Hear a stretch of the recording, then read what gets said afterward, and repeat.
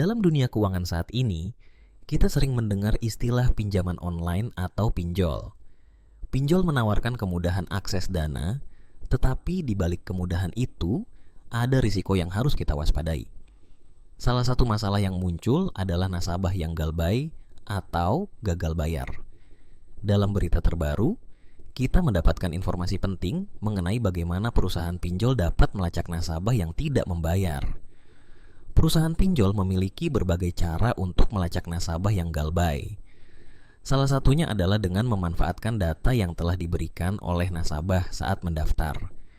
Data ini mencakup informasi pribadi, kontak darurat, dan bahkan lokasi.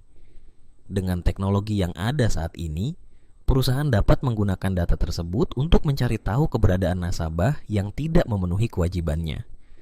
Namun, penting untuk diingat bahwa meskipun perusahaan pinjol memiliki hak untuk melacak nasabah, mereka juga harus mematuhi peraturan yang berlaku. Ada batasan-batasan yang ditetapkan oleh Otoritas Jasa Keuangan (OJK) untuk melindungi privasi nasabah.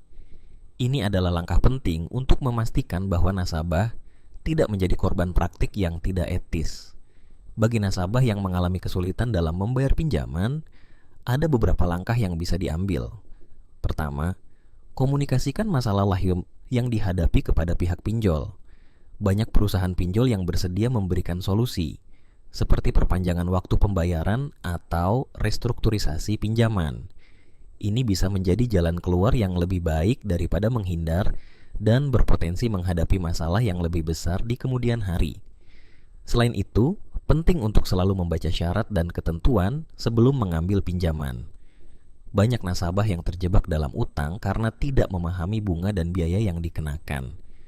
Dengan memahami semua aspek pinjaman, kita dapat membuat keputusan yang lebih bijak dan menghindari masalah di masa depan. Buat teman-teman yang baru menemukan channel ini, jangan lupa untuk subscribe dan pantau terus channel ini, karena kita akan berikan giveaway yang menarik saat channel ini mencapai 500 subscriber. Kembali ke topik pinjol, kita juga harus menyadari bahwa tidak semua pinjol itu buruk.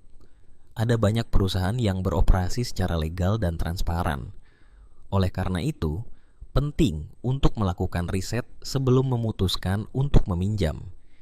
Cek reputasi perusahaan, baca ulasan dari nasabah lain, dan pastikan mereka terdaftar di OJK.